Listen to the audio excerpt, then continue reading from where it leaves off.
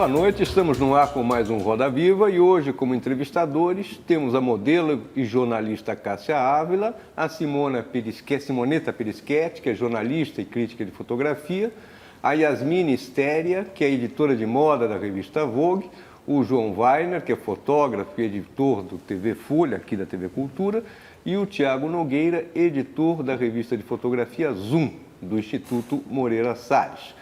Temos também a presença de convidados especiais e do nosso cartunista Paulo Caruso. Hoje, excepcionalmente, não teremos a participação das redes sociais. Boa noite, Duran. Obrigado por ter vindo. O Duran está lançando um livro que é Cadernos de Viagem, que, estranhamente, não é fotografia, são aquarelas que ele desenha nos quartos de hotel quando está trabalhando pelo mundo afora. E tem um diário onde ele escreve algumas observações sobre o seu trabalho, sobre suas viagens. São inúmeras viagens pelos 5 continentes. Aqui, você está numa entrada, você está no Parque Kruger, na África do Sul, um parque de bestas selvagens lá, e você está fotografando uma coleção de biquínis brasileiros. E você lá pelas tantas escreve: a luz é bela, a comida é boa e a companhia excelente. E ganho para isso. Você tem uma vida, enfim, no meio de modelos, glamour, muito frufru. Você tem consciência que você tem uma vida muito boa ou não? Boa noite, Mário.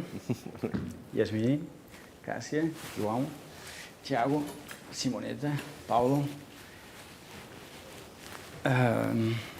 Uma grande responsabilidade de sentar nessa cadeira que já sentou o Sebastião Salgado e o Oliveira Toscani.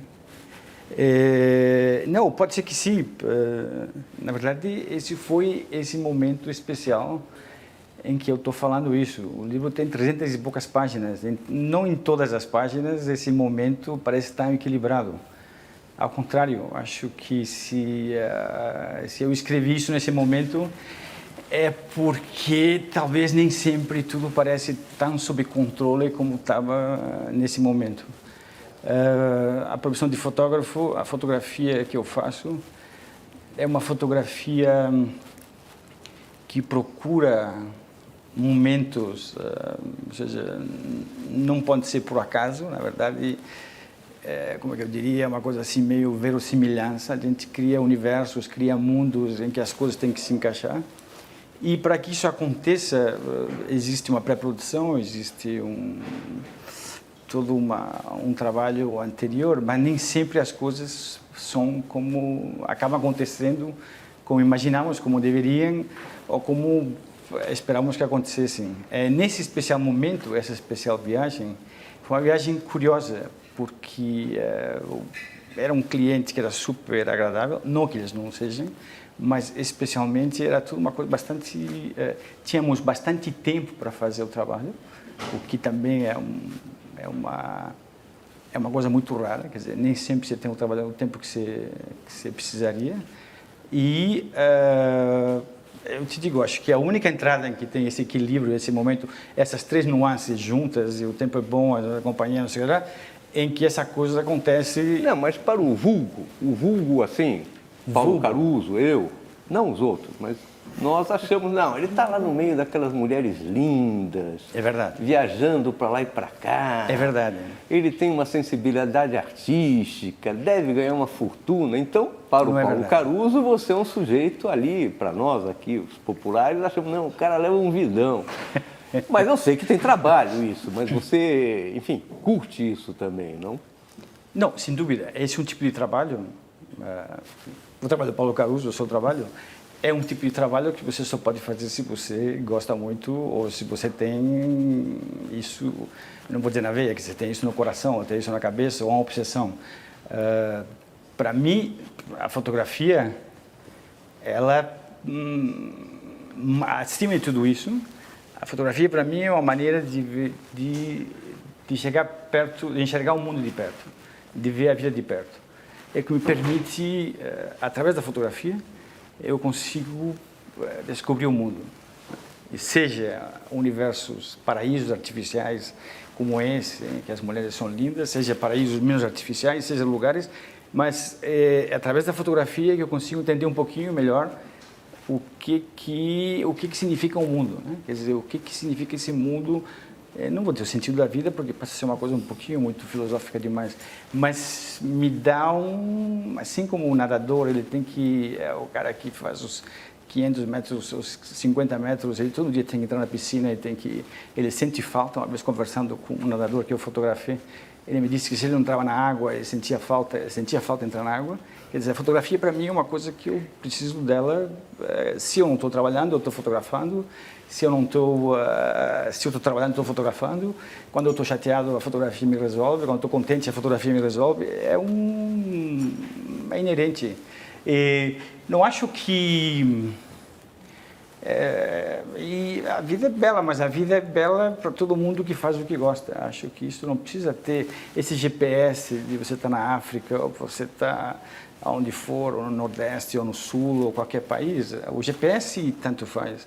O importante é que você está fazendo o que você está gostando. Yasmine, quer fazer uma pergunta, por favor? Bem, eu já tive algumas experiências com o Duran nesse mundo, né, de fotografia, e eu queria entender como você, depois de tantos anos de trabalho, você continua com o mesmo gás, com o mesmo ritmo, como é que você consegue ainda dar esse frescor na fotografia, mesmo às vezes a gente passando por todos os perrengues ou não. Como é que você consegue traduzir, dar essa novidade que às vezes pode ser repetitivo? O que não deixa ela repetitiva, sabe? Não, ela não diz repetitiva porque os problemas são sempre quase os mesmos, né? Mas as soluções são diferentes. O que permite a fotografia, quer dizer, que me permite, quer dizer, criar, resolver um problema para uma ideia, para um editorial ou para uma campanha publicitária. Os problemas são sempre os mesmos, não tem tempo, é difícil montar. São equipes que se montam e desmontam, é tudo um bando de ciganos, de circenses, que é uma coisa. O mais perto que eu vejo da profissão é o circo, né, junta pessoas de lugares diferentes, todo mundo tem que se entender. Em pouco tempo tem que ter uma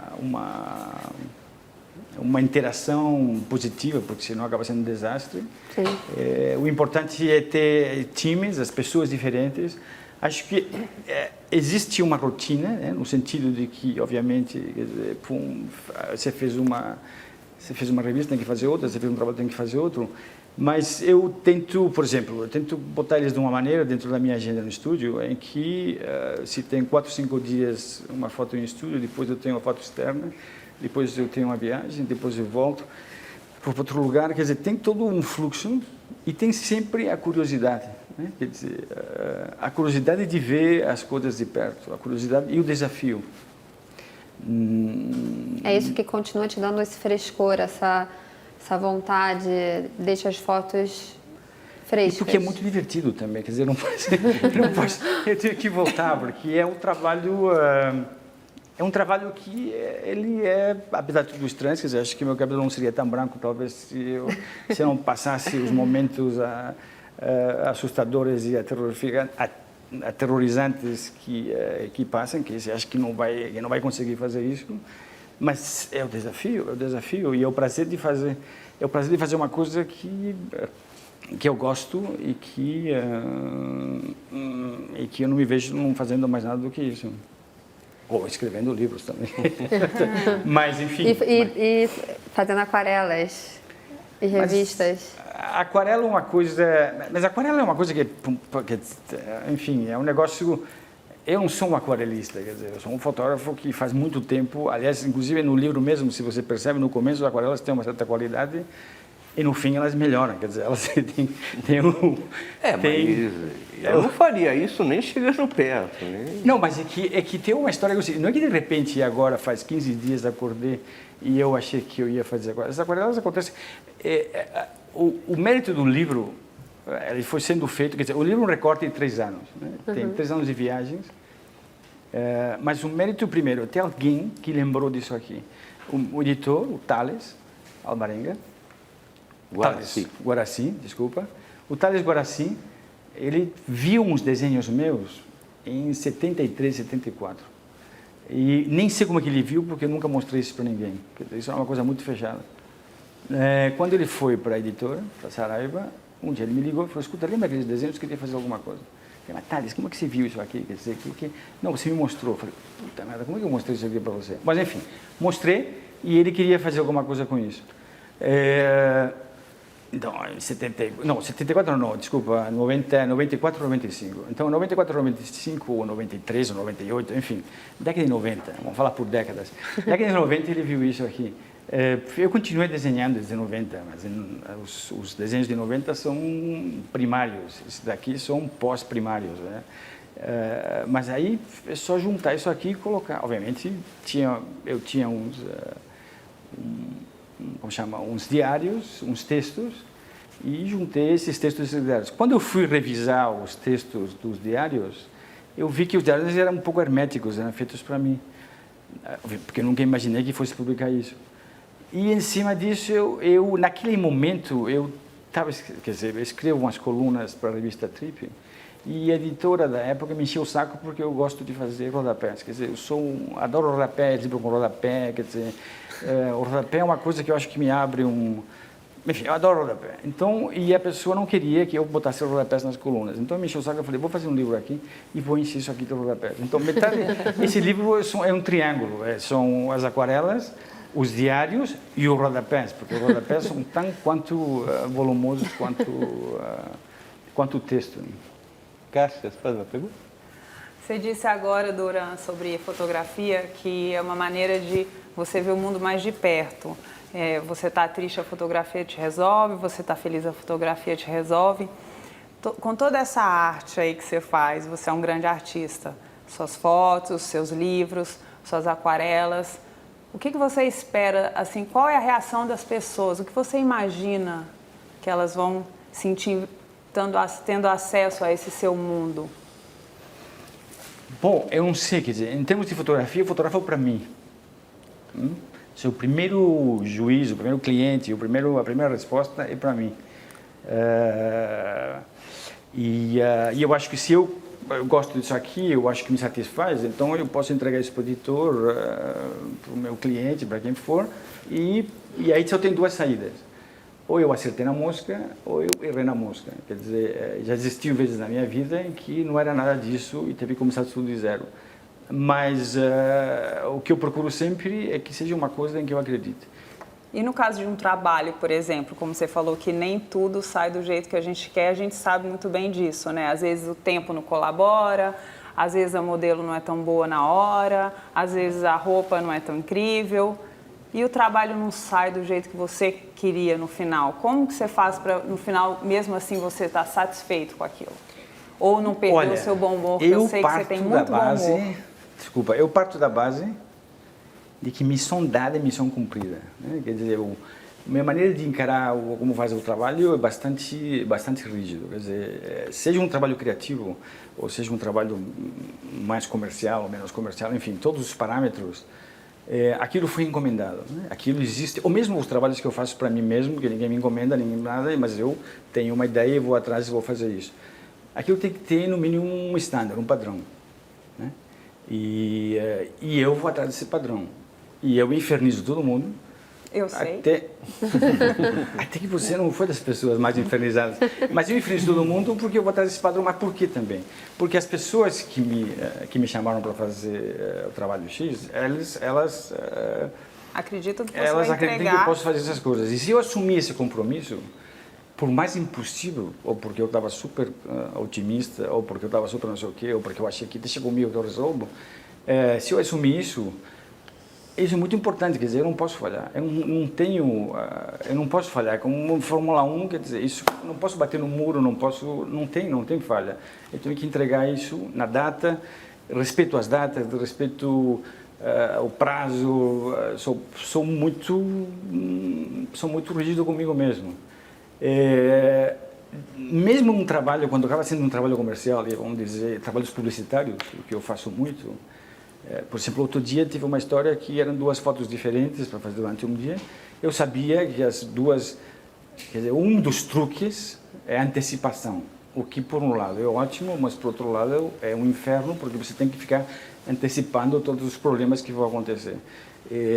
Eu poderia dar aulas não, eu poderia ser o homem do tempo, porque eu sei quando vai chover, porque você começa a aprender que se a folha, se bate um vento, está céu azul, e bate um vento que vira a folhinha e faz assim, é porque o tempo vai mudar. Se está na praia e tem um mar e tem carneirinhos, é porque vai entrar um vento sudoeste, vai mudar o vento, e as 4 horas que você tinha para trabalhar você não tem.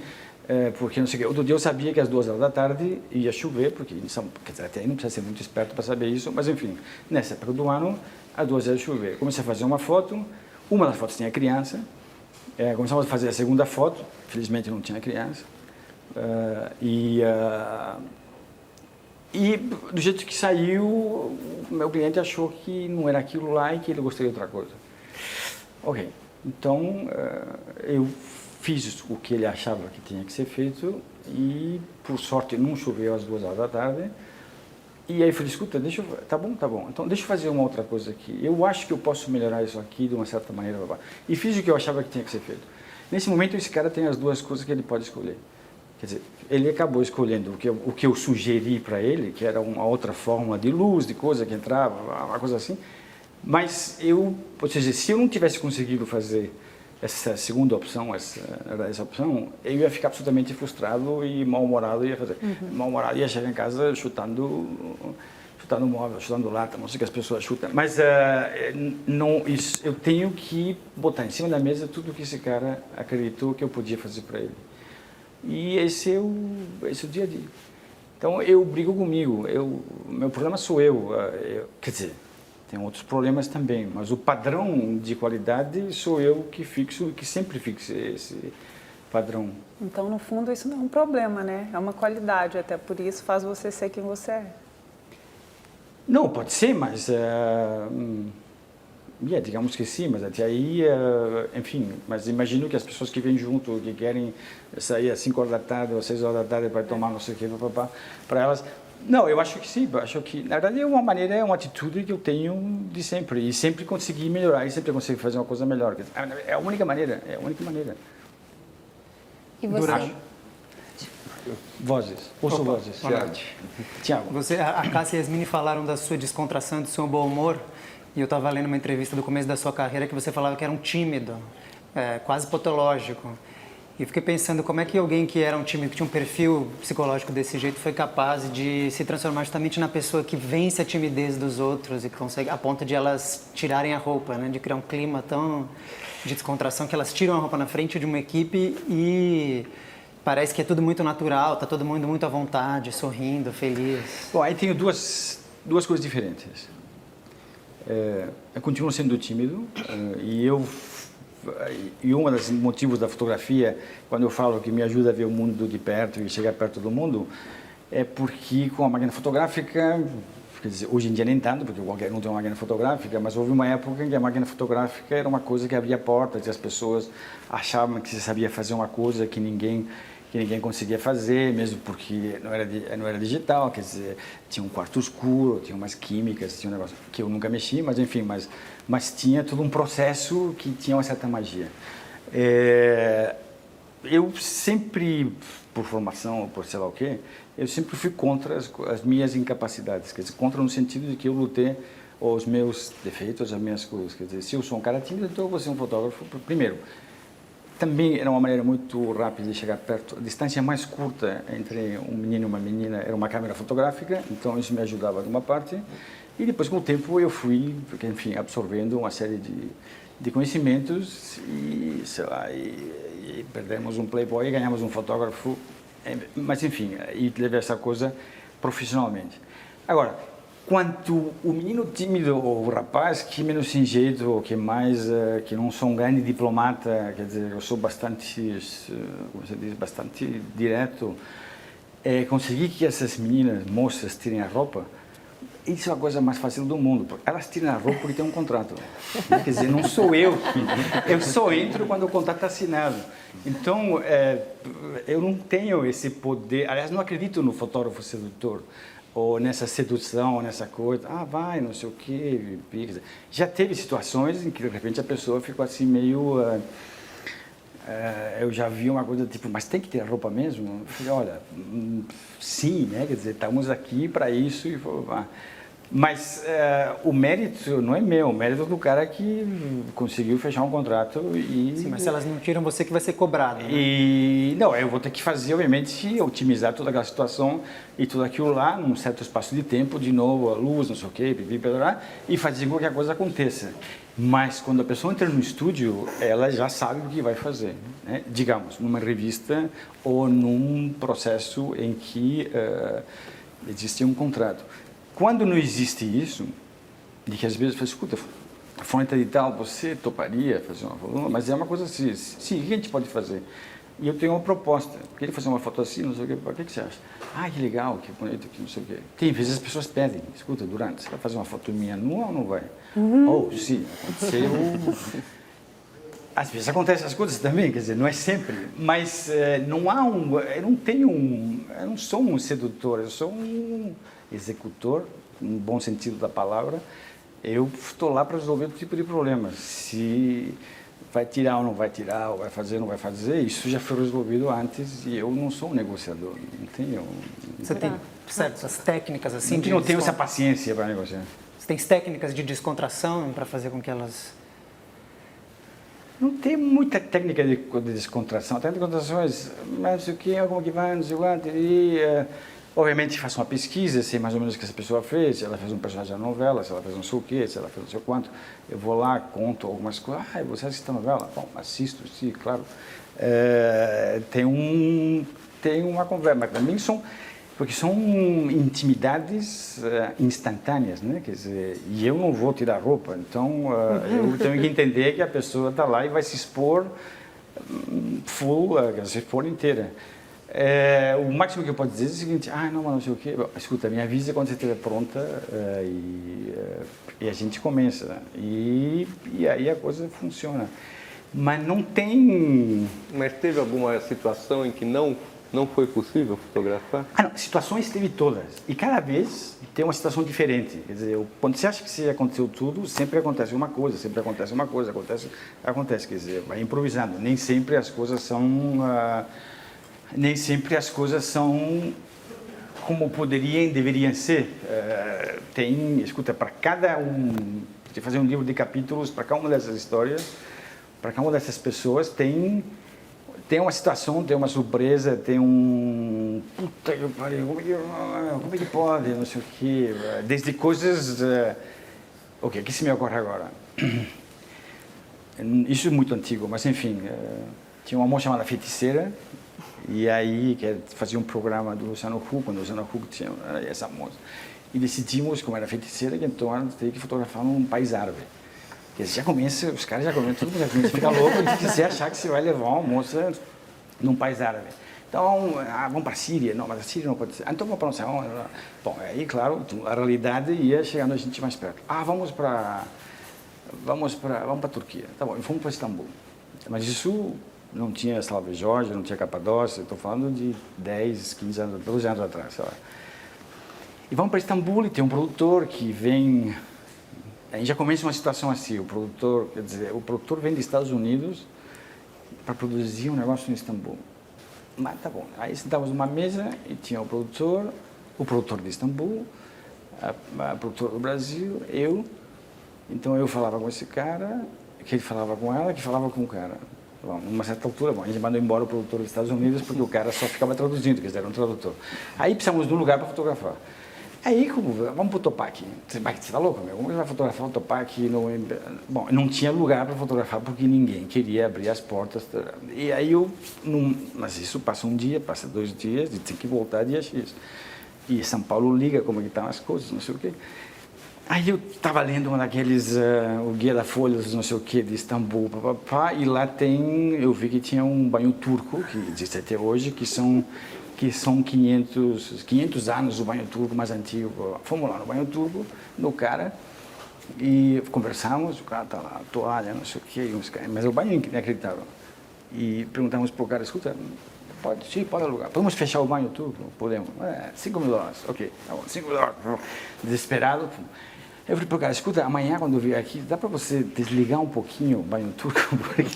Porque é fotografar dentro do banho turco, né? Ah, não tem problema. Bom, banho turco, chegamos no dia seguinte, entro no banho turco com a câmera, banho turco, 500 anos ligado, de 40 graus passou para 38. E aí, então, no fim, acabamos fazendo tudo, 2 dias de banho turco, eu banho turco, a mulher banho turco, todo mundo banho turco, os cabeleireiros banho turco. E foi, mas banho turco é cabelo branco, né? Quer dizer, basicamente. Então, nesse momento, ninguém está pensando, dá licença, será que você pode... É uma coisa muito mais, quando eu digo que é mais complexa, quando eu digo que está tudo equilibrado, nem sempre está tudo equilibrado, nem sempre a luz está certa, nem sempre se almoça na hora certa, quando se almoça, nem sempre as coisas funcionam, nunca. Nós vamos para um rápido intervalo e já voltamos com J.R. Duran.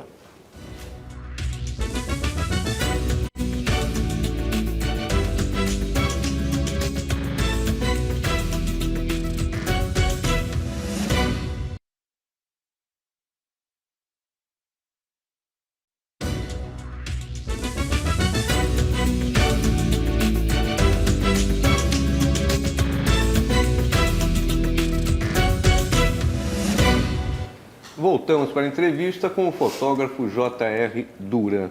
Duran, você retoca as fotos? Não. Nunca? Eu não retoco, tem quem faz para mim. E isso te chateia? Como é que você faz isso? Não, é que aí tem que entender... Eu acho, quer dizer, o conceito de retoque é meio complicado, né?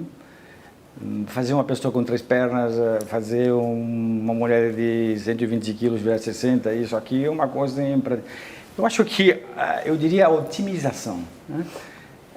Tudo sempre se otimizou, quer dizer, qualquer imagem está sempre... Se você vê lá na caverna de Lascaux, os búfalos têm 6 pernas. Por quê? Porque o cara queria dar uma imagem de 6 pernas e o búfalo, ele fez assim, quer dizer, ele retocou aquela imagem, não botou o búfalinho lá com 4 perninhas, tem mais 2. Eu dou um exemplo. Uma vez eu te liguei que eu estava cobrindo eleições municipais em Fortaleza. Aí entrevistei um candidato, era um sujeito feíssimo, horroroso. Aí eu vi um cartaz na rua, era um sujeito, parecia o George Clooney. Eu falei, mas não é possível. Falei com o publicitário, ele falou, não, foi o Duran que fez essa foto. Isso é uma mágica, né? Isso é um... Não, aquilo é a força dos meus olhos. Eu acredito, eu vejo ele daquela maneira. Não, mas é verdade. Especialmente nessa época, eu estava falando um certo tempo atrás, não tinha obsessão. Isso que faz com a luz, tem a luz certa. É isso que eu estou querendo, dizer.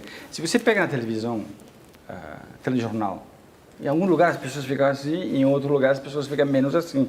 Por quê? Porque o cara botou uma luz, porque ele fez assim, porque apertou lá, porque foi lá, porque estourou, porque fez... Em todos tem o terno fica de um jeito, outros, né? Os caras iluminaram melhor. E a iluminação, o Ingres, Dominique Ingres, ele fez quando Napoleão subiu ao poder, imperador, ele queria ser um dos pintores, tem uma história curiosa que é essa aí, ele queria ser um dos pintores do imperador. E ele fez aquela famosa pintura, aquela tela do Napoleão, otimizando o cara e Napoleão virou um cara que era, enfim, era o imperador nos olhos do Ingres. Ingres, não sei como se pronuncia em francês, enfim. Quando Napoleão viu aquilo lá, simplesmente falou, essa porra aqui não compra. Pum, jogou do lado e o Ingres nunca foi pintor da corte. Ele se perdeu naquela história. Quer dizer, isso para mim é um dos primeiros exemplos de Photoshop ou de retoque mal utilizado, porque o cara otimizou errado. Em tudo existe, quer dizer, eu no fotógrafo 3x4 outro dia, eu pedi para o cara, me faz de novo porque isso aqui não dá certo, né? Fiz a luzinha dele e ele falou, funciona, né?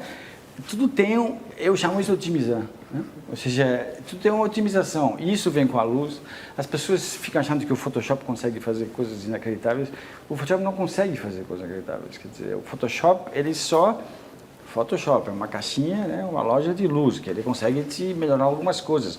Ele serve para melhorar a luz que você não conseguiu acertar ou que você teve um problema. Obviamente as pessoas tomam isso aqui e vira outra coisa, né? Quer dizer, como você tomar um remédio e fala, isso aqui tá barato, toma e os caras ficam loucos. Quer dizer, todo mundo pode ficar louco com qualquer tipo de aparelho e fazer. Mas eu não refaço as pessoas, eu não recrio elas, eu não reinvento, elas não nascem de novo. elas continuam sendo as mesmas. É isso a parte que eu acho curiosa, quer dizer, acho que passa divertido. Esse é um dos desafios, fazer com que essa pessoa ela vire... George Clooney. Pode ser George Clooney ou pode ser Marilyn Monroe, o que for. Estamos aqui para fazer as pessoas, para otimizar as pessoas. Simoneta, por favor. Duran, suas histórias são sempre deliciosas, né? E todo mundo acaba indo por esse caminho. E eu queria mostrar uma outra faceta sua, ou discutir uma outra faceta sua. Em todas as entrevistas, você se define como fotojornalista, né? Várias entrevistas, você diz que o Robert Capa, você se inspira ao muito. contrário, eu sempre disse que eu não sou fotojornalista. Mas várias vezes, inclusive para mim, você falava assim, não, porque eu sou um fotojornalista, eu fiz fotojornalismo. Por quê? Não. Nunca. Eu? Não, eu nunca fiz fotojornalismo. Eu sei que você nunca fez. Eu não sou fotojornalista. O que eu posso dizer é que obviamente, respeito não existe como não respeitar. Quer dizer, tenho grande influência, tenho grande admiração pelos fotojornalistas. Mas eu não consigo fazer, eu nunca fiz, não sei fazer, não quero saber... E o seu livro da Etiópia, não era Cadernos de Viagem, Diários de Viagem? É o Cadernos Etíopes. Cadernos Etíopes. Cadernos Etíopes. Os Cadernos Etíopes, ele não é um livro fotojornalista, exatamente. O Cadernos Etíopes, para mim, era um livro de moda.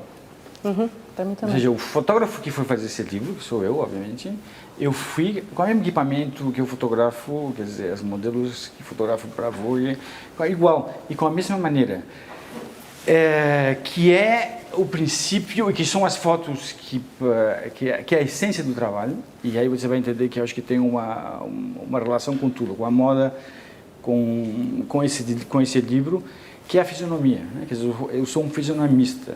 Eu gosto de ver a cara das pessoas. Pela cara das pessoas eu consigo entender, né? E não sou eu, quer dizer, é o Avedon, é o Sander. Aliás, eu nunca tinha visto o Sander inteiro, vi nessa Bienal e fiquei absolutamente alucinado. E a Revista Nacional, por exemplo, que é a revista que eu faço, ela tem uma influência direta do Sander. Então, o livro da Etiópia, eu queria fotografar gente, entre aspas, bonita, não, ou seja, essas pessoas talvez não eram tão bonitas, não eram George Clooney, mas eu queria fotografar elas não vou dizer dignidade, porque também não existe isso, mas colocá-las num padrão de beleza, que fosse o meu ideal, uma beleza selvagem, um bom selvagem, e ao mesmo tempo fotografar elas, e era uma narrativa de uma viagem, porque sempre tem essa coisa da viagem, eu queria ir longe para um lugar, que ninguém ficar um tempo incomunicado e voltar com um material. Mas esse livro não é fotojornalista porque ao contrário, eu falava, fica aqui, na verdade tinha pouquíssima, não tem quer dizer, não encaro isso como fotojornalista, é um livro de retratos, né? É um livro de retratos. Se tem alguma coisa que eu posso ser, é um retratista, quer dizer, o que a fotografia me ensinou, e quando eu volto a essa coisa de ler, de chegar às pessoas de perto, é entender as pessoas. Talvez o que eu tenho é uma rapidez em captar, não vou dizer a personalidade, porque também não sei, mas as nuances de cada pessoa. Para os contadores, e isso eu consigo aplicar em várias maneiras. O outro dia, quer dizer, na vida, né? E isso vem da fotografia. Eu não sei se isso vem da fotografia ou esse conhecimento de observar as pessoas me ajuda na fotografia. Acho que é uma coisa que é um movimento contínuo. Está fotografando no Sul, no sábado, eu tinha que voltar para São Paulo então no domingo, e aí tinha que pegar um avião navegante às 8 horas da manhã, então eu tinha que ir para Itajaí, que eu nunca entendi a diferença, desculpem, entre Navegantes e Itajaí, agora eu entendo porque me perdi várias vezes. Chego no hotel à meia-noite, tinha que pegar sair no dia seguinte às 5 horas da manhã. Quando eu cheguei e eu olhei para a menina que tinha lá no balcão, no check-in, eu falei, puta, essa menina vai me foder. Vai dar alguma coisa errada. Mas ela fez um sorriso muito engraçado, foi super simpática, dei a chave do carro, subi no hotel. No dia seguinte eu tinha que acordar, obviamente tinha que acordar às 5, porque tinha que pegar o carro, pegar uma balsa que não sabia onde que era, não sei o que. Quando eu cheguei lá embaixo, ninguém achava a chave do carro. Quer dizer, exatamente, eu sabia que aquela menina... E aconteceu. Pego o carro, eu vou para o aeroporto, e quando eu chego lá, tem um cara que me olha e fala, puta, esse cara me encheu o saco. Batata, na hora que eu fui pôr equipamento, né? Você tem bagagem de mão? Tenho. Pus a câmera lá, mas isso pesa 10 quilos, você tem que despachar. meu filho, não pode despachar aqui equipamento fotográfico. Então, essa fisionomia, essa coisa do Sander, da fisionomia, de entender as pessoas, da fotografia, é isso que eu aplico. Mas, puxa, não sabia que a gente tinha se desentendido tanto, porque eu nunca... Você que fala em várias entrevistas. Nunca, ao contrário, quer dizer, tenho admiração às histórias dos fotógrafos, dos fotojornalistas, acompanho, sei como é que é, mas não tenho nem um pouco... Mesmo porque meu equipamento é um equipamento de um formato grande, quer dizer, não tenho como ter uma agilidade de um fotojornalista. João? Duran, no começo ali dos anos 90, eu era assistente do Bob, convivia com vários assistentes de outros fotógrafos, e eu ouvi uma história tua que eu queria que você me dissesse se é verdade ou não, porque a história é muito boa. Não é verdade? É. Nenhuma história minha que eu não contei é verdade. Ainda mais de um assistente, né? Um ex-assistente teu me disse que você tinha um corpo de uma câmera, de uma 6.7, de uma Pentax, que não funcionava, que era só uma carcaça, que você fazia um código para ele quando tinha algum diretor de arte ou um cliente enchendo o saco no estúdio, ele te trazia a câmera quebrada e você tacava no chão para assustar todo mundo no estúdio, fazer todo mundo parar de encher o saco. Queria saber se essa história é verdade, porque era muito boa, e se for verdade, o que é? Como é que você lida com os malas no estúdio que acontecem? Não,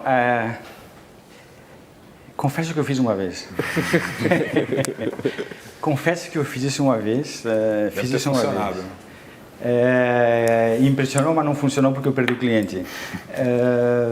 Como é que lida com os malas? Da mesma maneira que se lida. Na verdade, o mala não tem problema. Né? O mala não tem problema porque se identifica. Assim como eu identifiquei a menina que não sabia o que acontecia, mas perdeu a chave, identifiquei o cara que me encheu o saco. Esses caras não são malas. O que me assusta mais são os caras. São duas coisas. Primeiro, a estupidez. E os caras que têm má sorte. Para mim, tem uma história, não tem um Napoleão, mas tem uma história do Napoleão que ele ia escolher uns generais e aí ele falava, aquele general, o cara ganhou aquela batalha, não sei o que, aquele lá, não sei o que, esse cara aqui, não sei quanto, faltava muito bem, mas qual deles tem boa sorte? Exatamente, porque o que você precisa ter numa hora é a boa sorte. Então, no estúdio eu quero ter pessoas que não tem nuvem, que tem boa sorte, né? E isso você sabe. Cada vez mais tem equipes maiores. Chega a ter, para fazer uma foto, outro dia fez 40 pessoas dentro do estúdio. Eu não sei o que as pessoas fazem. Né? E as pessoas estão lá, e aí eu pergunto, eu sou o Duran, e você? Aí fala, oi, tudo bem? E aí a pessoa não responde. Porra, quem é você? Quer dizer, o que você está fazendo aqui? Eu sou fulano e tal, que sou assistente. Eu testo. Enquanto eu fotografando, eu testo. Então, outro dia também, tinha uma menina, eu falei, quem é você? Eu sou atendimento. Vamos lá, você vai ser... Eu fiz uma pergunta para ela.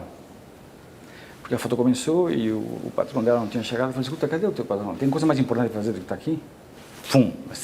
Ela não me viu, não sabe se eu estou... A menina respondeu para mim. Ela falou, não é mais importante, é muito mais chato, mas ele não podia vir aqui. Eu falei, bom, essa menina sabe responder. Ok, então ela já ganhou pontos e no fim do dia eu convidei ela para trabalhar no estúdio, porque eu dei mais 2 perguntas para ela e eu fico testando, né? Algumas acham que é bullying, outros é testar. Eu fico testando, eu quero ver. Se a pessoa responde, você está dentro porque você é alguém que resolve e eu sei que essa pessoa, quando for resolver alguma coisa fora, ou você fala, escuta, vai lá na rua pegar não sei o que, essa pessoa vai reagir e vai resolver me trazer o problema. Essa é a única coisa que... Agora, os malas são parte inerente da vida, né? Quer dizer, os barcos têm aquela craca embaixo e os malas também grudam nas pessoas, assim, navegando. Tem que ser meio psicólogo para fotografar, né? Tem uma...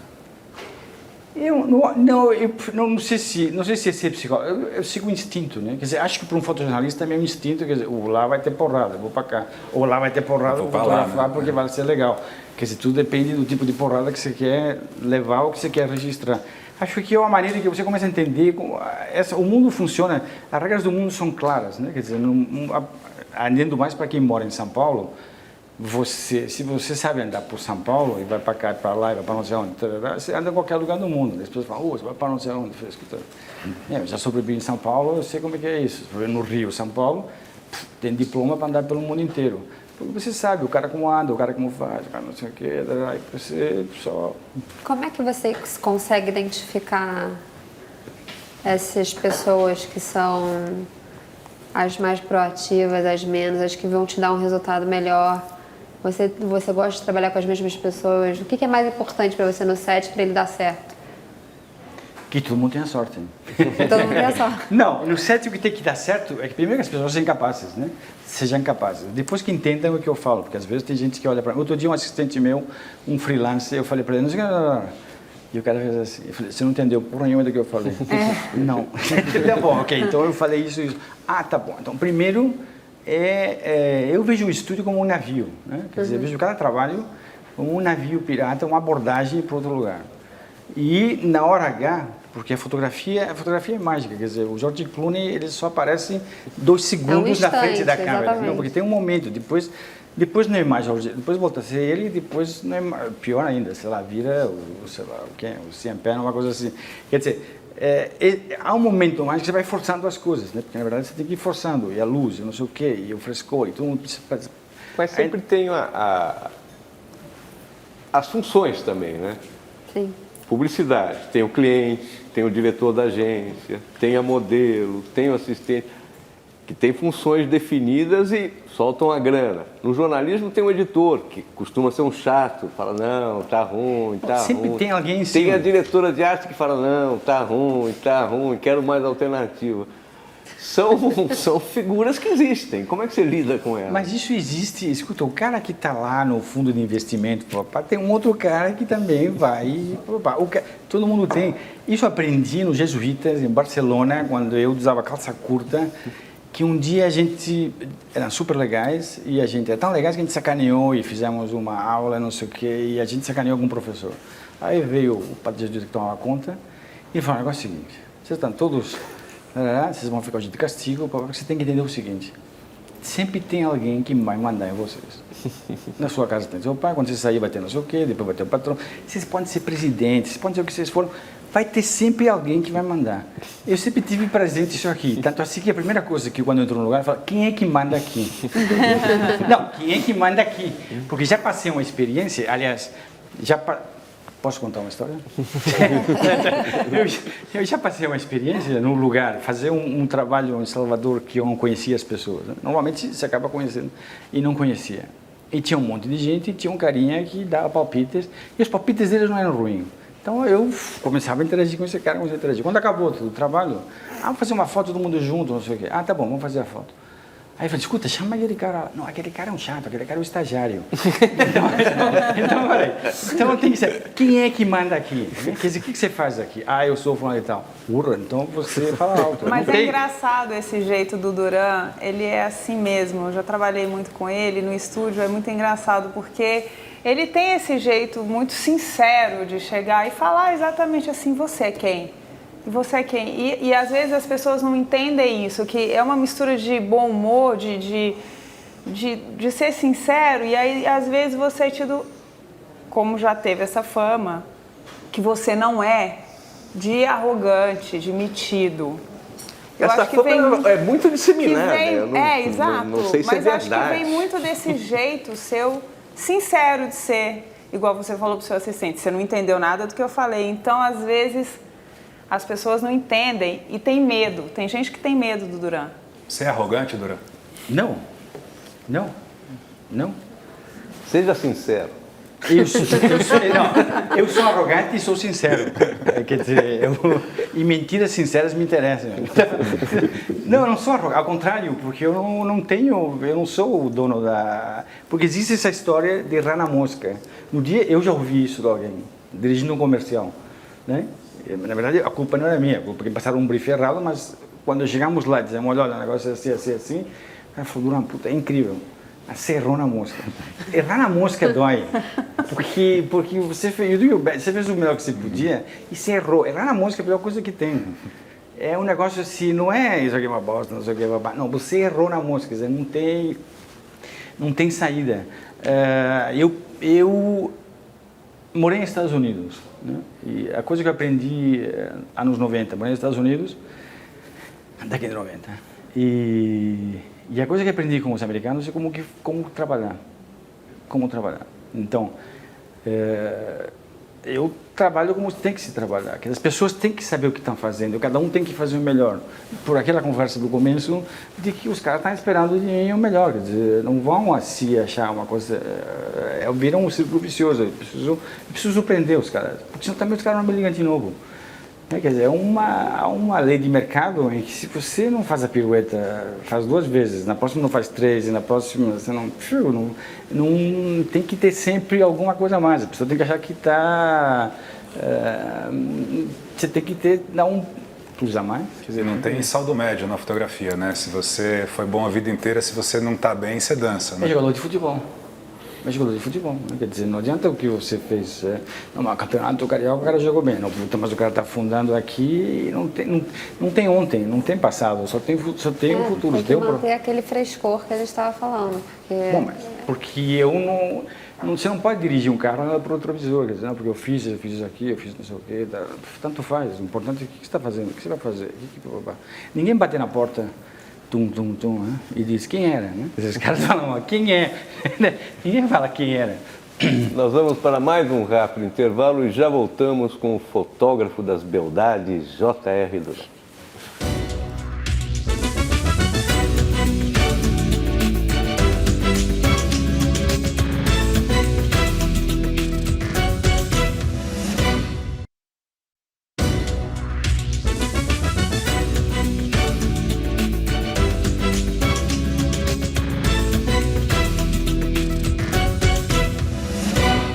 Voltamos ao Roda Viva com J.R. Duran. Duran, você, no Brasil, é um dos caras que mais contribuiu para a criação de um certo tipo de imagem, somente de mulheres nuas. Estou falando playboy, sexy, blá, blá, blá.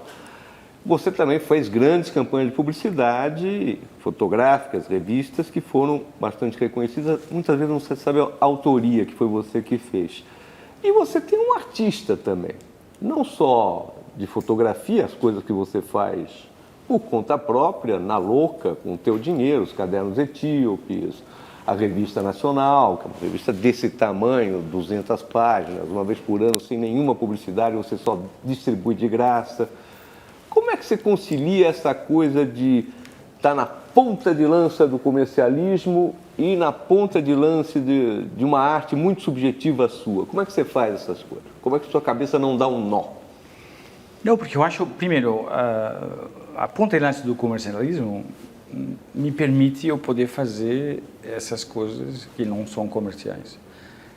Mas eu não conseguiria fazer o comercial, digamos, comercial e não comercial. Eu não conseguiria fazer o comercial se eu não tivesse todo esse conhecimento artístico.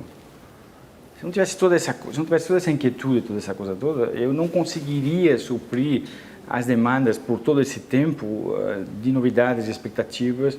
Então, é uma coisa que vai se... é um moto contínuo, talvez.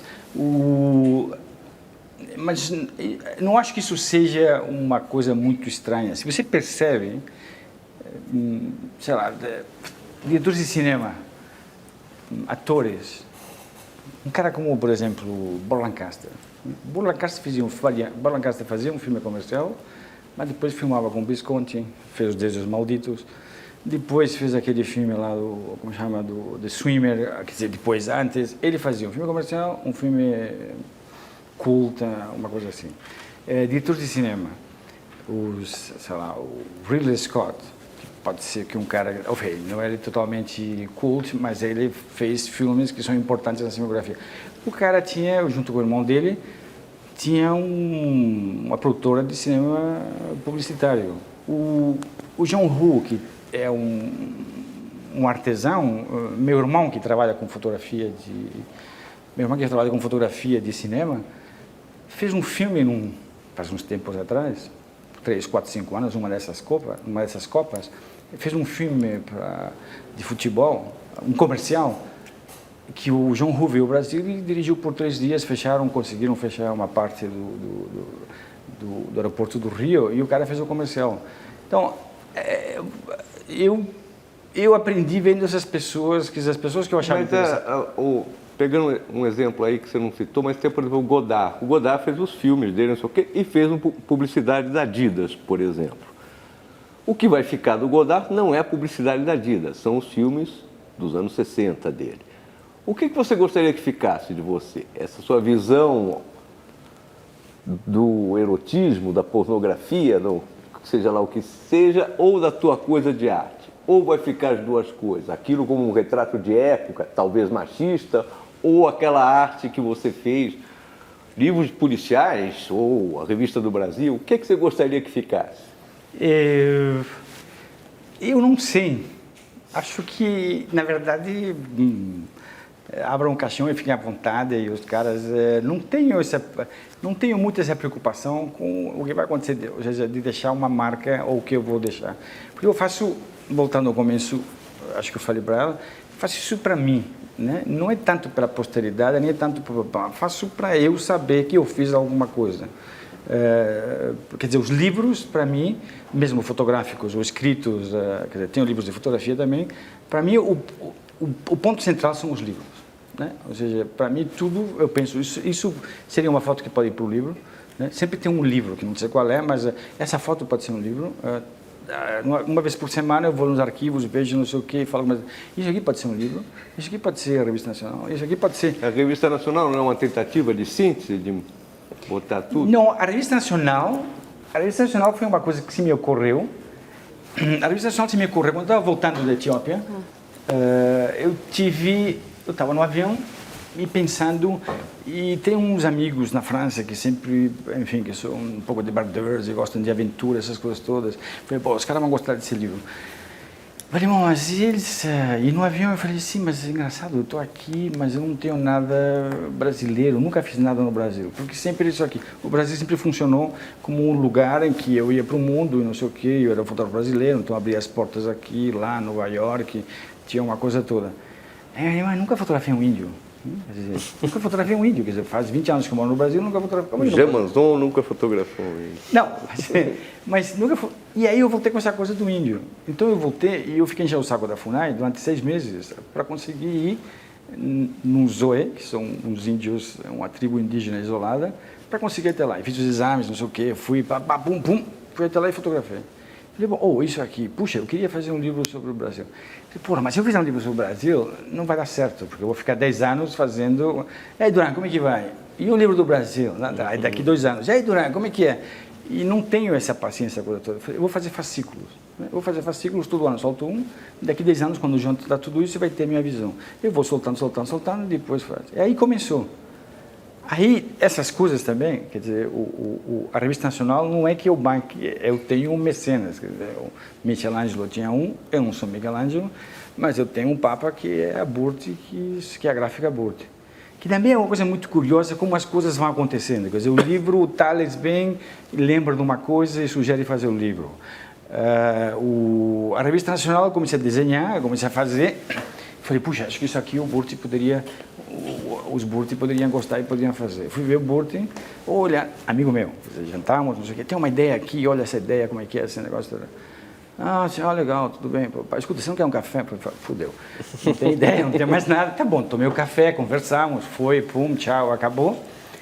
Passaram 6 meses. Eu tinha alugado o estúdio deles para trabalhar. E eu estava lá, enquanto a foto não começava, essa coisa toda, estava montando minha revistinha, botando foto, ia fazendo coisas. Ia fazendo, entretendo. Depois fui visitar não sei o quê, depois não sei o quê. Ia colocando lá dentro. Aí entrou o Leandro Burti e falou, pô, o que é isso? Eu, puta, isso aqui é a Revista Nacional. Puta, que ideia incrível, meu, vamos fazer. Bom, fizemos. Né? Tive que mudar, tive que mudar algumas coisas, mas saiu. E ele fechou a ideia do conteúdo, porque para eles era bom de fazer isso aqui. Então, o que vai ficar, eu não sei, pode ser que depois da Revista Nacional, não seja, quando eu faço as coisas, eu não acho que isso vai dar certo, ou não acho que, quer dizer, ou isso vai ser o grande estouro, ou não acho que isso vai ser a grande coisa que eu vou fazendo o que eu acho, na verdade, eu vou fazendo o que dá para fazer. Duran, mas você já tinha feito a Frieze, que era uma revista também de grande formato, só com as suas imagens, depois você foi para a Nacional. A Frieze você fazia sozinho, para a Nacional você convida pessoas para fazerem os textos, né? Como é que você faz esse casamento? Porque afinal as imagens são todas suas, saíram do que você está falando, do que eu gosto de fazer, como eu gosto de fazer, quando eu gosto de fazer, né? Como é que você convida essas pessoas, como é que você edita essa revista né? Porque aí você também vai ter o peso do texto, né? Não só da sua imagem, mas de um texto que acompanha as suas imagens, né? Como é que é essa elaboração dentro desse processo louco que você vive, de viajar para cá, para lá, para cima, para baixo? Mas as coisas vão acontecendo, né? Quer dizer, fazer uma revista também num ano não é um grande mérito, porque... Mas é enorme, são 200 páginas, é quase um livro por ano. Sim, mas se eu pudesse, faria 2. Mas, enfim, não, mas quero dizer no sentido de que a coisa vai indo e eu me ponho os prazos. Eu tenho 6 meses para fazer, para produzir, e 6 meses para fechar. Primeiro eu fotografo tudo e depois, em cima de cada volume de fotografias, eu penso quem é que... Sento com o Ronaldo Bressani, com o Fernando Paiva, com o Fred Mello, vou perguntando para as pessoas quem que poderia escrever um texto para acompanhar isso daqui. A pessoa que escreve o texto, ela não vê as fotos. Porque a minha ideia na revista é de que a foto tem um peso, o texto tem outro peso, o tema é o mesmo, e quando você junta eles se complementam. Eu não quero que um seja, ou que a foto seja ilustração do texto, ou que o texto seja legenda da foto. O que eu tenho feito ultimamente, eu tenho descoberto uma coisa, eu tenho gravado, deixa as pessoas falarem, me fala um pouquinho. E como eu tenho o espaço que eu quero, durante um certo tempo eu fiquei era um projeto durante um ano em que eu fiz fotos e entrevistas para uma revista masculina. Mas aí as entrevistas, elas eram editadas. Então quando eu lia a entrevista, eu não ouvia a voz do entrevistado. Tinha frase de efeito, pum, que dava repercussão, mas quando eu lia, ou seja, quando eu vejo uma foto, eu quero sentir o cara, quero descobrir se é George Clooney, se não sei o que, essa coisa toda. Quando eu lia os textos, a edição das entrevistas, ela acaba virando não sei o que, blá. Aí eu descobri que se eu deixasse só, quer dizer, pegava o texto, a fita, dou para alguém, como você diz, alguém fazer a transcrição, e a única coisa que eu faço é corrigir os erros. Mas a pessoa repete 5 vezes a mesma palavra, assim, bom, na verdade, deixa todos os cacahuetes, de maneira que quando você lê, você ouve essa pessoa falando, porque ela está falando da mesma maneira. Tinha uma entrevista da Atena, tem uma entrevista com o Fagner, tem uma entrevista com o Zé do Caixão, enfim, em várias revistas, e o que fica contente é que as vozes deles estão lá, porque você está lendo, né, então o visual. E esse é um jogo em que o texto ele tem o mesmo peso do que a fotografia, em que o texto ele não fala só o que você está lendo, ele fala o que você está ouvindo. Duran, você está falando dos livros... Desculpa. E essas fotos que você escolhe são fotos que você faz em especial? São fotos que as revistas não aceitaram? São fotos que você se sente injustiçado por não serem publicadas? Ou são 2 trabalhos completamente paralelos? Não é um trabalho de vingança. Não é no revenge, não tem vingança. Não, ao contrário. Às vezes, poucas vezes, eu usei fotos que eu já tinha. No número 1, eu tinha feito um perfil, tinha feito as fotos de um perfil de Fernando Henrique Cardoso para Piauí, e eu tinha várias fotos e eu queria publicar mais. A revista tinha publicado um retrato só, eu pedi autorização do texto e coloquei mais fotos lá dentro. Tento evitar isso. Número 1 foi porque eu tinha que dar um start. Tento evitar fazer isso porque eu quero dar novidade. Nesse número 3, acho que tem 2 fotos que eu achava que era interessante e eu coloquei lá. Mas tudo são pautas que eu me coloco e que eu vou atrás para fazer. O mesmo pessoal que está lá resolvendo um problema, precisamos de uma criança de 6 meses que sorria, eles caras vão me achar os vaqueiros em Pentecostes que eu fui fotografar e que eu passei um tempo lá e que quase morri desidratado. Mas não é, o sentimento lá dentro não é de vingança, ao contrário. É um sentimento de fazer... Ninguém vai me mandar, ninguém vai me ligar para ir para Pentecostes. Muitas dessas fotos são depois do trabalho, né? Depois você acaba. Não, mas tem umas agora, eu passei a fazer umas que eu realmente passo 2 dias e vou fazer isso. Você vai fazer específico. Tinha uma época que as pessoas ainda me ligavam. Ainda tinha uma interação. Uma vez eu fiz quer dizer, muito tempo atrás, quando que era o cara Posso contar essa história do Maguila na Folha? Pode. Um tempo atrás, não sei o que era o Mário não sei quem, que era editor de esportes na Folha. Aí não sei por que me ligaram e falaram, escuta, queremos fazer uma capa de Folha com Maguila. Ótimo, porque eu adoro sair, quer dizer, o retrato é uma coisa que me interessa muito. E sair fora também disso aqui, quer dizer, sempre ficar spinning em volta. E aí fomos lá num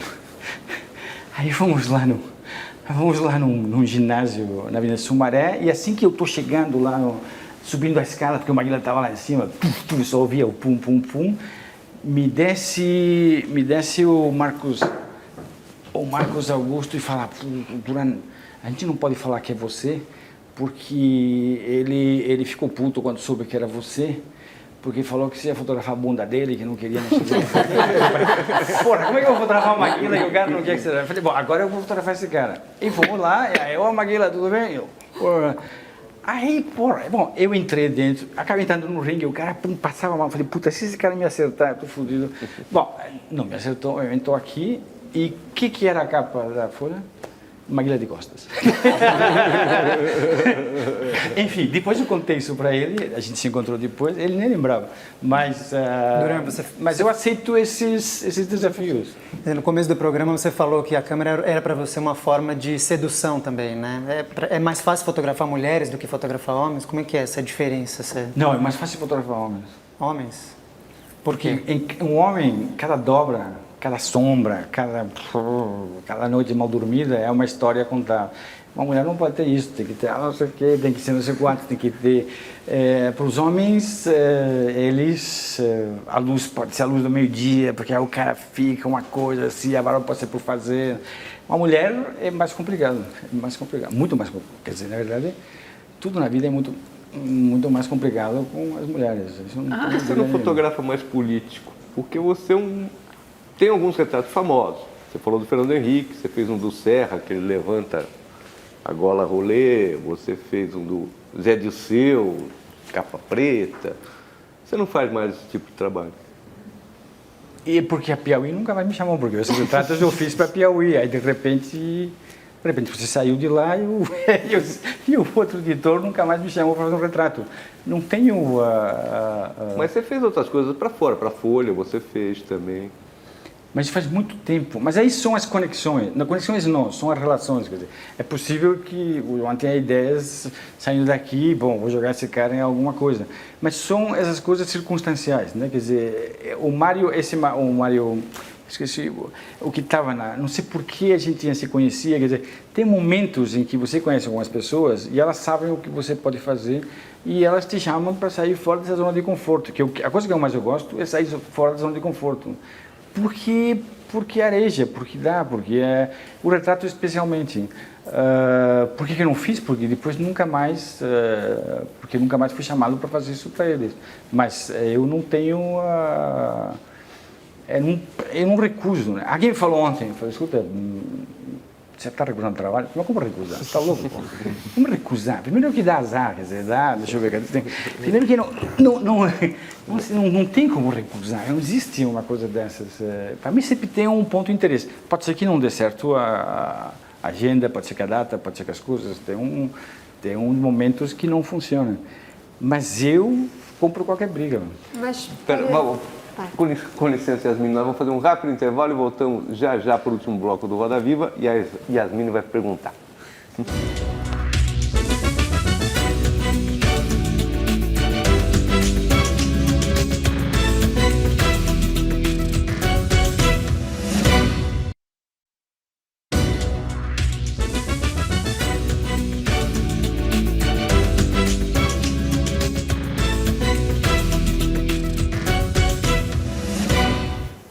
Voltamos para o último bloco do Roda Viva com o fotógrafo J.R. Duran. Yasmine ia fazer uma pergunta. Por que você gosta tanto de fazer editorial, de fazer a publicidade, mas que você não tem tanta paixão pela campanha, vamos dizer, de moda? Uma vez você me falou que você gostava dos dois extremos.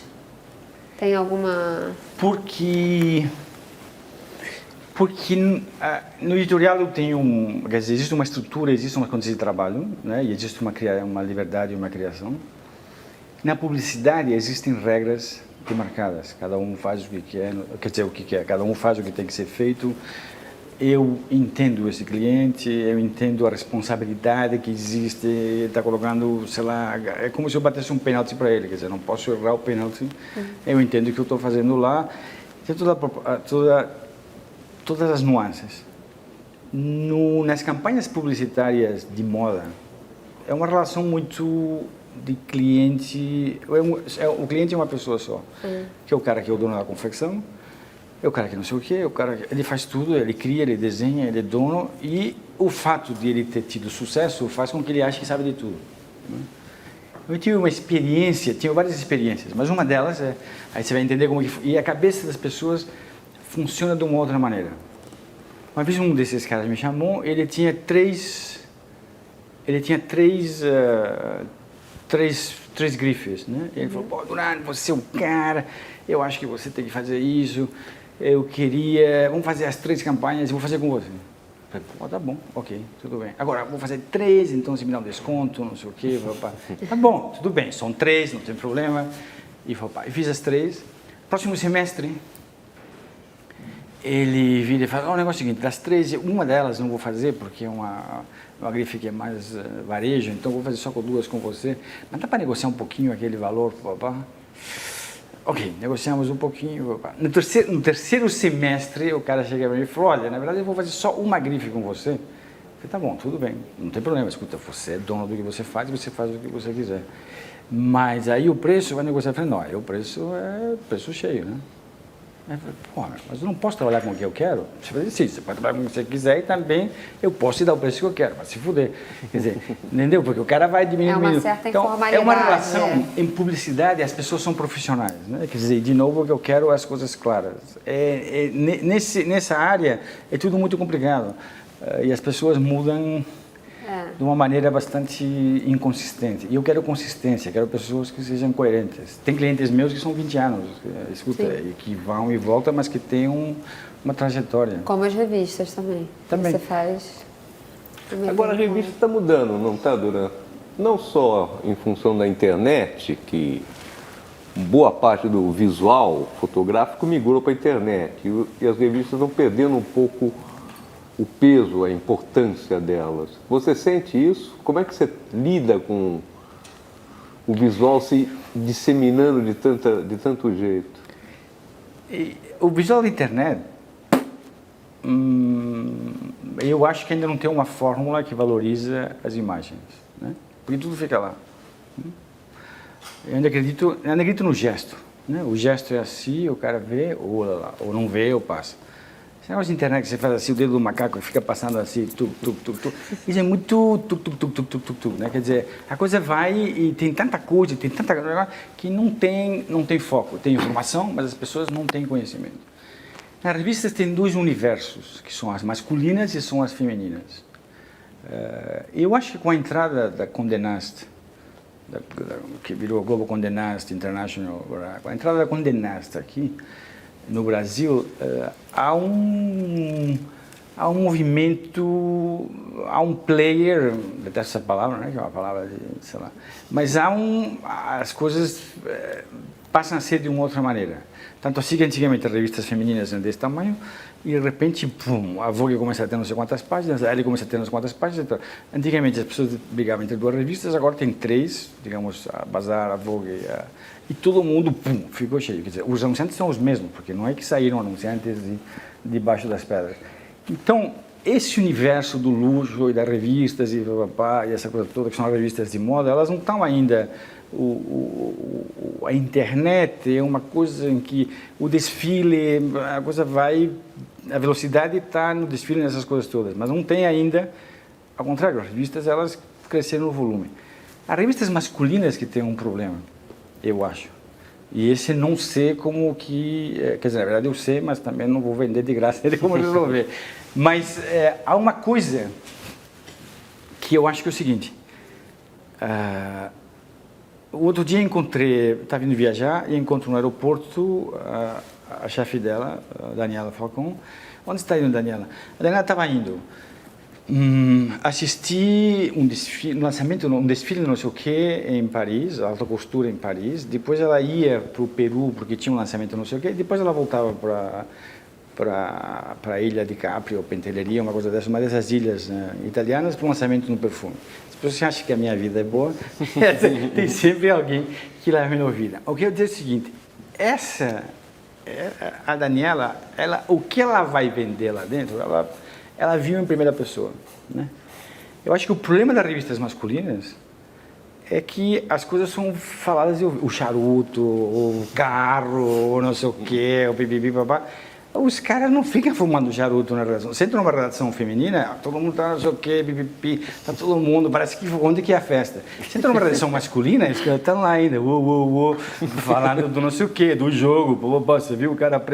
Entendeu? Então, tem que falar das coisas que sabe. O cara fala de Ferrari, mas nunca sentou numa Ferrari. O cara fala não sei o quê.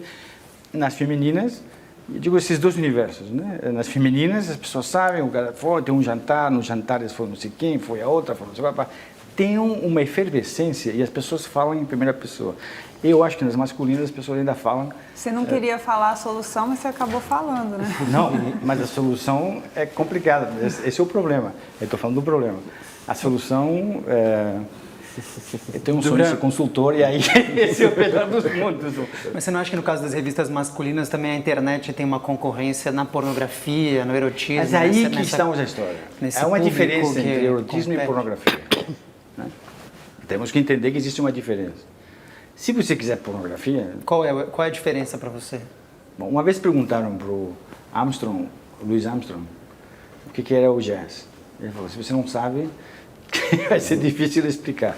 Como isso, para entrevistas, eu vou ter que dar uma definição.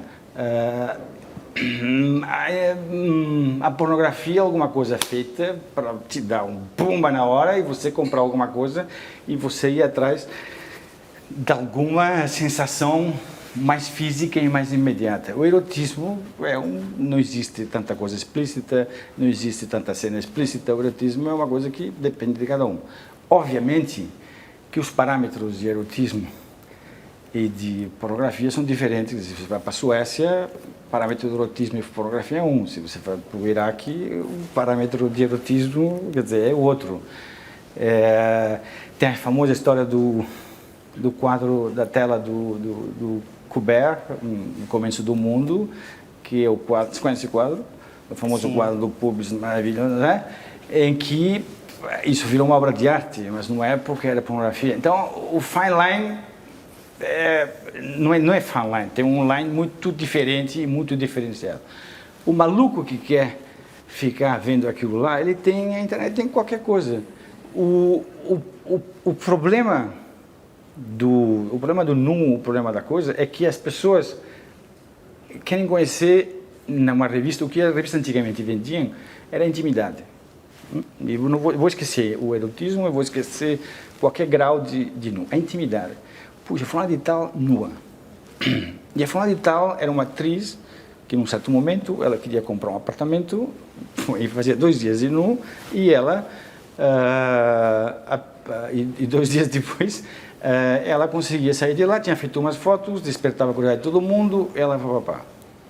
O grande problema da revista de nu hoje em dia não é a internet. É a revista Caras, é a revista não sei o quê, é a revista... Por quê? Porque a fulana de tal que faz a novela das 8, ou faz a novela das 7, ou das 6, ou da hora que você quiser, ela fecha um contrato, ela vai na festa, não sei o quê, ela fecha um contrato com uma companhia de produtos de beleza e em 2 anos ela compra esse apartamento e ela não tem que se expor. E aí, o mercado das pessoas que começam a se expor acaba sendo um outro tipo de mercado, que as pessoas não têm essa curiosidade, porque a fulana de tal já fez um vídeo, não sei o quê, e aí a coisa começa a entrar num mar revolto de quem aparece na revista. Num mar revolto, exatamente. Então essa intimidade acaba virando uma coisa e o problema exatamente, se uma revista masculina ela tem que fazer um produto que ela tem que brigar com a internet, está fodida. E Duran, não pode acontecer exatamente o contrário? Ou seja, toda essa proliferação das imagens que se diz na internet resolva um problema imediato e as revistas se voltem para histórias mais pensadas, pesquisadas, mas bem elaboradas, que têm espaço para bons trabalhos e não trabalho que se consuma imediatamente? Acabei de perder minha consultoria agora. É isso mesmo. Quer dizer, a fórmula parece simples, me dá conteúdo, me dá informação. É o que as pessoas estão indo atrás. Porque você quiser ficar babando que nem um tarado, você aperta o clique e fica lá babando e vê o que você quiser. Se você quiser uma coisa, você sai, uma fulanita. Agora, como recuperar isso? Essa aqui é a história. Eu não sei. Quer dizer, não. Mas esse aqui é o Catch-22, quer dizer, quem vai pôr esse ovo de Colombo em pé, eu não sei. Mas esse que é exatamente o problema. Que eu percebo um pouco esse movimento, né? Em Não, todas mas é as isso. áreas da fotografia, esgota-se essa imagem sem espessura, superficial, e abre-se espaço para bons trabalhos, né? Para gente que tenha algo realmente a dizer. Enquanto que esse superficial, eu vi, consumi e está resolvido e amanhã não lembro mais, né? Não preciso mais dele. Talvez voltem-se os grandes ensaios novamente. Esse é o problema dos editores. Mas como fazer isso? Como que os caras vão botar o cinho no gato? Como que alguém vai chegar lá no editor? Porque acima do editor tem Bom, isso eu também não vou contar, né? Vou ficar com você, consultoria. Faz uma consultoria juntos, então, e aí... E JR, falando até um pouco de superficialidade, fotos de internet, e o Instagram? Você não gosta? Você ama o Twitter? Qual que é o seu problema com o Instagram? O Instagram é o seguinte, ninguém sabia dirigir e deram um Fusca para todo mundo. E aí todo mundo acha que pode entrar e disputar a Fórmula 1. Então as pessoas não entendem. As pessoas só desenhavam com lápis, um crayon preto, sabe? E deram um lápis colorido. Tipo, olha aqui, olha o que eu fiz, olha eu. Te irrita um pouco? O Instagram é incrível. Incrível num sentido.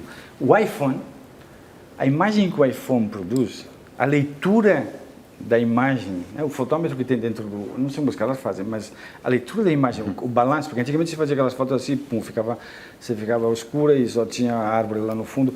A relação da imagem é incrível. Então as pessoas já conseguem fotografar e conseguem produzir imagens quando produzir filtros imagem. e coisas. O Instagram em si tanto faz, porque fica um filtrinho, um caralhinho, não sei o que, e as pessoas acham que não sei quanto, acham qualquer coisa. O problema é as pessoas acharem que só porque a foto saiu em pé inteira, ela é uma foto boa. Né? Você não acha que as pessoas estão se alfabetizando em imagem com o Instagram? Que as pessoas Com certeza. Quer dizer, quanto mais imagens, mais vão entender que é difícil fazer, porque as imagens saem sem eles quererem. Né? Olha que saiu aqui, olha que saiu aqui, olha a minha comida, olha meu negócio, né? Quer dizer... a quantidade que vai fazer com que elas entendam uma boa foto, uma péssima foto. Eu não acho ruim, eu só não quero ter Instagram. Eu não vou fazer fotos no Instagram. Mas mudou, né, Duran? Você no começo do programa mesmo, você falou que antigamente quem tinha uma máquina entrava no seu coisa, e todo mundo tem o celular e você vai num show e fica um fotografando o outro. O que vai acontecer com essa proliferação da fotografia? Não vai acontecer nada, porque as pessoas vão proliferar. Mas a quantidade não vai mudar a qualidade uma hora, né? Não, mas isso é a teoria, essa é a teoria nossa, que em um certo momento, mais do que mudar, sim, não, vai mudar a qualidade e vai mudar, escuta, as câmeras fazem coisas hoje em dia que antigamente era complicado fazer, mas de qualquer maneira, estamos falando de forma, né? Não é o conteúdo, quer dizer, a foto do avião, a foto do gato e a foto da comida, puta que eu pariu, porque ninguém mais aguenta asinha de avião e carinha de gato e a comida que, na verdade, dá vontade de vomitar, porque o cara faz uma foto de uma comida e fala, pô, o que é isso, meu? Então, tu faz, no fundo, o que tem, o problema é que todo mundo fica falando, olha eu aqui, né? Quando vez que eu vejo uma foto no Instagram, uma mãozinha fazendo assim, olha para mim. Não é isso. O outro dia estava numa conversa, quer dizer, a pessoa não conversou, falou, escuta, o que você fez? O que você fez nas férias? Olha, pum, e puxou. O Instagram é uma versão atual. Antigamente você ia na casa de alguém e tinha o carrossel de slides. Eu falava, vou passar slides. Vou passar slides do que eu fiz nas férias. Aí você sentava lá, puta que pariu, pequim, e eu falava, tchau, tchau, tchau, tchau. Olha eu lá, olha eu aqui, olha eu na praia, porra, claro que é uma praia. Olha eu não sei o quê, porra, claro que não sei o quê. O Instagram é uma coisa, é o slide na mão das pessoas, só que agora você te enfia na cara.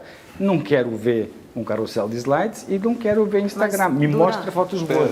Você pode... Simoneta, sinto muito, Ah, nosso que pena. tempo venceu. Eu agradeço a presença da Cássia Ávila, da Simoneta Perisquete, da Yasmine Stéria, do João Weiner, do Tiago Nogueira e do Paulo Caruso. Agradeço especialmente ao J.R. Duran, um fotógrafo conhecido de todos os brasileiros, com um grande trabalho em áreas que talvez sejam menos conhecidas. Boa semana a todos e até a próxima segunda-feira.